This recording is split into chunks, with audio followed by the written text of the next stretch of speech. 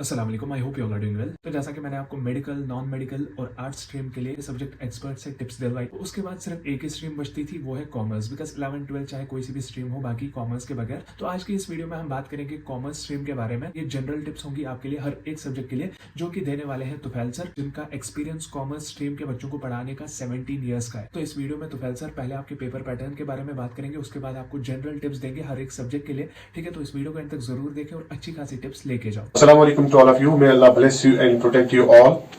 My name is Tufail, and in this video we will discuss about the examination pattern of JNK Board for 11th and 12th in commerce stream.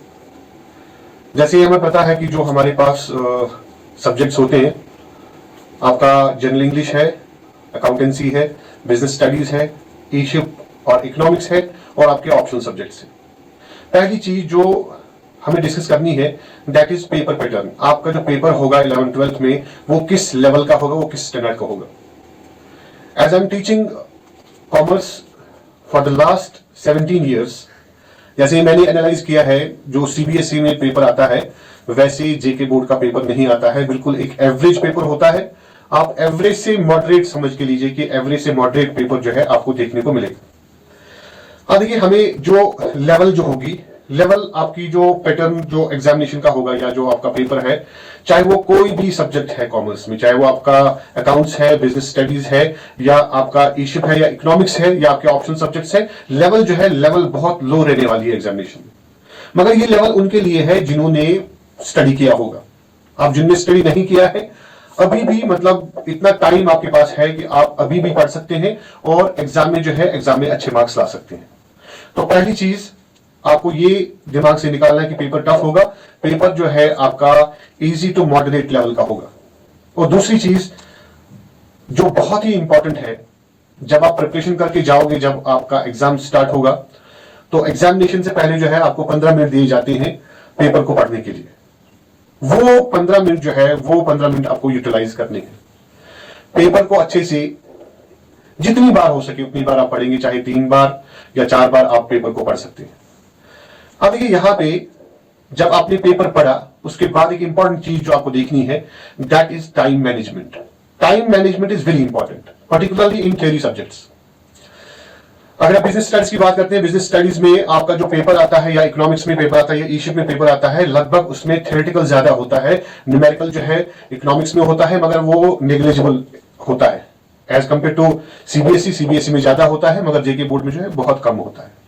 तो आप क्या करोगे, आप एक ऐसी strategy बनाओगे, एक ऐसा प्लान बनाओगे कि जिसमें आपको पहले से डिसाइड करना है कि मुझे कौन सा क्वेश्चन जो है वो अटेम्प्ट करना है। क्योंकि आपको पता है कि आपके जो पेपर में आपको वेरी शॉर्ट आंसर्स आएंगे, आपको शॉर्ट आंसर टाइप क्वेश्चंस आएंगे, आपको लॉन्ग आंसर टाइप क्वेश्चंस आएंगे। ये 3 क्वेश्चन जो है आपको पेपर में आने वाले हैं। होता क्या है, जैसे हम इवैल्यूएशन करते हैं बोर्ड में, या फॉर एग्जांपल जो भी इवैल्यूएशन होती है या जो पेपर सेटिंग होती है, तो उस टाइम जब बच्चे ने पेपर किया होता है, उसके पास टाइम जो है, टाइम की डिफिशिएंसी रहती है कि टाइम उसके पास नहीं रहता है सारा पेपर जो है करने के लिए। अब आप एक ही क्वेश्चन पे, फॉर एग्जांपल अगर वो आपने अच्छे से लर्न किया है एक क्वेश्चन, उसको आप चाहते हैं कि मैं पूरा लिखूं, ये पूरा लिखने के चक्कर में क्या होता है, बाकी क्वेश्चन जो है, बाकी क्वेश्चन रह जाते हैं। तो आपको क्या करना है, पहले से ही डिसाइड करना है। और जो भी फॉर एग्जांपल बिजनेस स्टडीज या जो आपका ई-शिप है, उसमें क्या करना है, उसमें मार्क्स के हिसाब से जो है आपको लेंथ जो है क्वेश्चन की, या आपका जो आंसर है उसकी लेंथ जो है मेंटेन करनी है। दैट मींस मार्क्स के हिसाब से आपको लिखना है। Very short answer type question जो है, इसमें अगर पूछा जाता है very short answer type question, इसमें 1 लाइन या 1.5 लाइन से ज्यादा आप नहीं लिख सकते, क्योंकि अगर आप लिखेंगे दैट विल कॉस्ट यू, वो आपका नुकसान हो रहा है। अब 3 मार्क्स में आधा पेज तक आप लिख सकते हैं, और लॉन्ग आंसर टाइप में आप 3 पेज भी लिख सकते हैं। ठीक है, अब रही बात जो हमारे पास प्रेजेंटेशन होती है पेपर की। Presentation is very important. Presentation यहां पे मेरा मकसद है कि जो आपकी हैंड राइटिंग है, अब आप इतने टाइम में ही आप अपनी हैंड राइटिंग नहीं सुधार पाओगे। हैंड राइटिंग क्या है, हैंड राइटिंग का एक अपर एज रहता है। जब भी एग्जामिनर जो इवैल्यूएटर होता है, पेपर चेक करने वाला होता है, वो पहली चीज जो है वो इंप्रेस होता है प्रेजेंटेशन से। अगर आपकी प्रेजेंटेशन पेपर की अच्छी है, तो प्रेजेंटेशन देख के, आपकी प्रेजेंटेशन देख के जो है वो आपको कुछ एक्स्ट्रा मार्क्स भी दे सकता है, अगर क्वेश्चन गलत भी है। अब देखिए, पर्टिकुलरली जो आपको डर रहता है अकाउंटेंसी का, उसमें थोड़ी मैं आपकी हेल्प करूंगा, थोड़ी टिप्स जो है वो मैं आपके साथ शेयर करूंगा कि जो हमारे अकाउंट्स का पेपर होता है इसमें फॉर एग्जांपल जो गिने चुने रूल्स जो है उनमें से क्वेश्चंस आते हैं। जैसे अगर हम 11th की बात करेंगे, 11th में इस साल लगभग 4 चैप्टर जो है, पूरी चैप्टर्स, जिसमें बिल्स ऑफ एक्सचेंज है, जिसमें आपका जीएसटी है, जिसमें आपका अकाउंट्स फ्रॉम इनकम्प्लीट रिकॉर्ड्स है, जिसमें आपकी कंप्यूटराइज्ड अकाउंटिंग है, वो सारा जो है वो डिलीटेड है। तो आपके पास 6 या 7 चैप्टर जो है वो रह जाते हैं। उसमें से आपको मेन जो क्वेश्चंस होते हैं, मेन क्वेश्चंस पूछे जाते हैं, और उसमें न्यूमेरिकल भी बहुत ज्यादा इजी होते हैं। और जब आपके पास एक टाइम स्ट्रेटजी होगी, जब आपके पास एक टाइम मैनेजमेंट होगी कि मुझे कितने टाइम में पेपर को कंप्लीट करना है या मुझे कितना आता है, पहले आप उस चीज को एनसर्कल करोगे कि मुझे कितना आता है, उसके बाद भी क्वेश्चन को छोड़ना नहीं है। अगर आप क्वेश्चन को अटेम्प्ट करोगे, हो सकता है कि ऐसा कि आपको उसके जो मार्क्स हैं, अगर वो गलत भी है, मगर आपकी अगर प्रेजेंटेशन अच्छी है तो आपको कुछ मार्क्स जो है एग्जामिनर दे दे। ठीक है, तो पहली बात जो है, पेपर पैटर्न जो है वो बहुत ईजी रहने वाला है। दूसरी चीज जो है, आपकी प्रेजेंटेशन जो है, presentation that means hand writing, वो मैटर करती है। अब हैंड राइटिंग यहां पे जो है प्रेजेंटेशन, जैसे फॉर एग्जाम्पल अकाउंट्स की हम बात करेंगे, अकाउंट्स में आप जो फॉर्मेट्स बनाते हैं, चाहे वो trading and profit and loss account का फॉर्मेट है या बैलेंस शीट का फॉर्मेट है, उसमें आपको ऐसे प्रेजेंट करना जैसे बुक्स पे लिखा रहता है, वैसे ही उसको प्रेजेंट करना है। ठीक है, हालांकि अगर क्वेश्चन फिर गलत भी हो जाता है तो एग्जामिनर उसमें कुछ रिलैक्सेशंस देता है। ठीक है, सॉरी। बिजनेस स्टडीज एंटरप्रेन्योरशिप में लेंथ मैटर करती है। लेंथ मतलब कि अगर आपने अकाउंट्स में या फॉर एग्जांपल जो जनरल इंग्लिश है उसमें आप नहीं लिख सकते हैं, ठीक है, अपना फॉर एग्जांपल अपना नहीं लिख सकते, क्योंकि उसमें आपको ग्रामर का भी ध्यान रखना है कि ग्रामर ठीक होना चाहिए। मगर ईशिप और जो आपके पास बिजनेस स्टडीज है उसमें आप बहुत ज्यादा जो लेंथ है वो मेंटेन कर सकते हैं। अब यहाँ पे बहुत ज्यादा लेंथ मेंटेन करने का मतलब मेरा ये है कि आपको देखना है कि जो आंसर है मुझे मार्क्स के हिसाब से लिखना है। तो मार्क्स के हिसाब से मैं रिपीट कर रहा हूं कि मार्क्स के हिसाब से आप कैसे लिखोगे।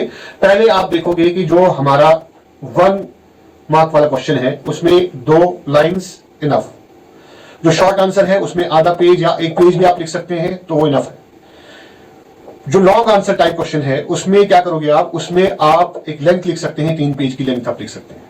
ठीक है, अब वहां पे एग्जामिनर से आप ऐसा नहीं पूछ सकते इसको मैं कितना लिखूं या उसको कितना लिखूं, तो जैसे हम देखते हैं, जैसे बच्चे बोलते हैं, तो पहले से एक प्लान बना के जाना है। और प्रेजेंटेशन जो है, देखिए अब आपका जो ये अकाउंटेंसी है, अकाउंटेंसी में प्रैक्टिस इज वेरी इंपॉर्टेंट। आपने कंसेप्ट समझा है, ठीक है, आप फॉर एग्जांपल कंसेप्ट समझ चुके हैं, मगर कंसेप्ट समझना काफी नहीं है। ठीक है, उसको प्रैक्टिस करना वेरी इंपॉर्टेंट है। तो प्रैक्टिस जितना आप कर सकोगे अकाउंट्स में उतना अच्छा है, उतना आप अच्छा स्कोर कर सकते हैं। 100 आउट ऑफ 100 आपको अकाउंट्स में मिल सकते हैं क्योंकि स्कोरिंग पेपर है। और last but not the least, आपको हर एक सब्जेक्ट में इक्वल टाइम जो है वो डिवोट करना है। दैट मीन्स कि टाइम जो है हर एक सब्जेक्ट जो है उसके 100 मार्क्स है, चाहे वो अकाउंट्स है, इकोनॉमिक्स है, ईशिप है, बिजनेस स्टडीज है या आपका ऑप्शनल है। तो कोई भी सब्जेक्ट है उसको क्या करना है, उसको इक्वल इंपॉर्टेंस देनी है।